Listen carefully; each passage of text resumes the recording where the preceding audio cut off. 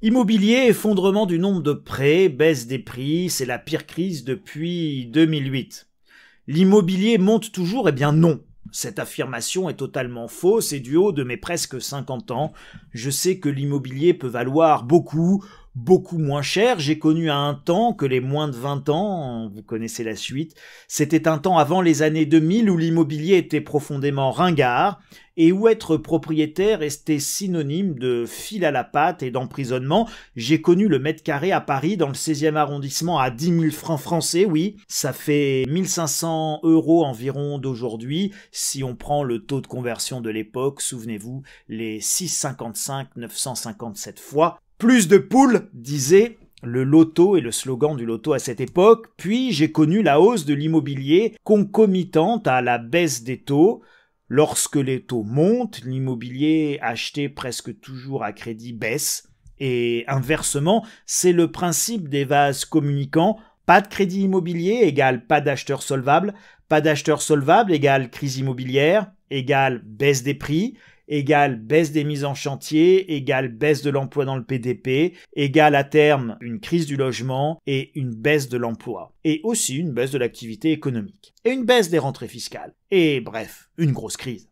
La hausse des taux s'amplifie, les prêts chutent de près de 20%. 2022 a été une année exceptionnelle pour l'immobilier, mais plutôt en termes de baisse, parce que la production de crédit immobilier a chuté de 19,9%, presque 20% en 2022, et le nombre de prêts accordés a diminué de 20,5% par rapport à l'année précédente, selon les chiffres de l'Observatoire CSA Crédit Logement, communiqué ce mardi 17 janvier. Une telle chute ne s'était pas constatée depuis l'automne 2008, au plus profond de la crise financière internationale venue des États-Unis, pointent les auteurs de cette étude référence dans le secteur. Ce fort recul est à mettre en perspective avec l'augmentation observée en 2021 de 3,8% selon la même source.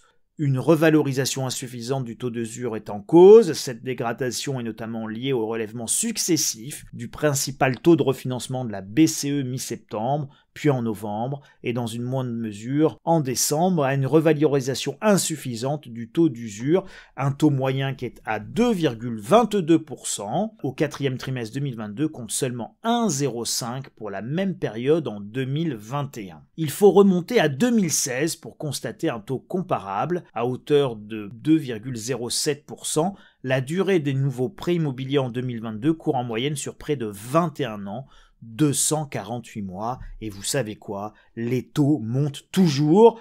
Enfin, 65,2% des prêts bancaires concernent l'accession à la propriété et ont été octroyés sur une durée comprise entre 20 et 25 ans, contre seulement 55% l'année dernière.